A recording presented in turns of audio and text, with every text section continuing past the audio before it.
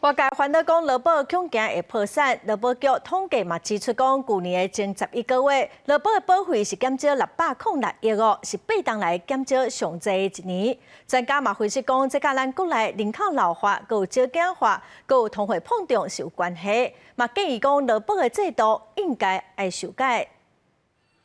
劳工届龄退休，符合资格就会当开始申领老年给付。不过，各界一直聚焦劳保破产危机。根据劳保局发布的统计资料，2024年进前11月，劳保普通事故保费欠达到大约606亿，连续第8年收支逆差，更加是创8年来上悬的金额。年金给付是活到老领到老嘛哈，那所以它的给付支出具有所谓的雷滚的效果，拨补的金额今年度是1200亿嘛，再加上疫后的100亿，一共1300亿嘛。其实我们整个劳保的整体的收支是顺差是2289亿。根据统计，2024年1至11月底，老年一摆给付有8.2万人，申领786.2亿。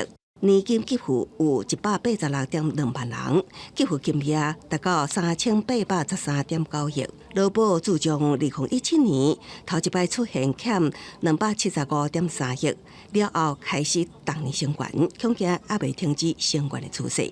因为分析关心甲高龄化、通货膨胀有关联，就是说少子化，过去这几年来，我们的就业其实并不是很安定。我们可以看到，这个非典型工作者，就是所谓的部分工时者，其实占了我们劳动的人口也是很大的比例。他的劳保投保期距是很低的。另外，最近几年全球通膨升悬，劳保局2024年就调升8年度90万退休劳工的年金给付。